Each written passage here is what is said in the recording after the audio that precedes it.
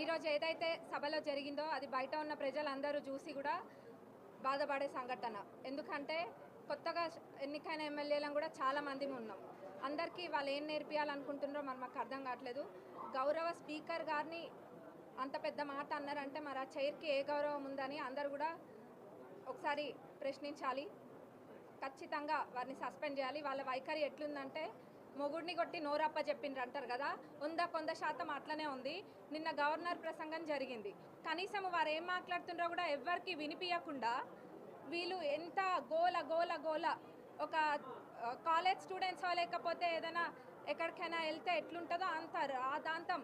అసలు నిన్న జరిగిందేం లేదు. ప్రసంగానికే వాళ్ళు అంతకన్నా మాట్లాడినరు.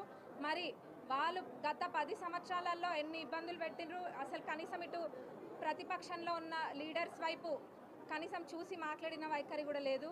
మరి ఈరోజు వాళ్ళు మాట్లాడుతున్నారు. అది కూడా గౌరవ స్పీకర్ గారిని పట్టుకొని సభకి సంబంధం లేదని మాట్లాడడం మరి అది ఎక్కడ కూడా ఎప్పుడు కూడా చరిత్రలో లేదు.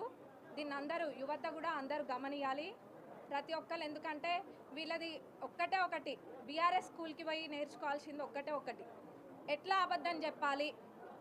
పిహెచ్డి అందులో వాళ్ళందరూ కూడా పిహెచ్డి చేసి ఉన్నారు అబద్ధం చెప్పడంలో. అబద్ధం నలుపుని చూపించి తెలుపు తెలుపు అని 10 సార్లు అంటే అది తెలుపు అయిపోతుంది అన్నట్టుగానే వాళ్ళు ప్రవర్తిస్తున్నారు.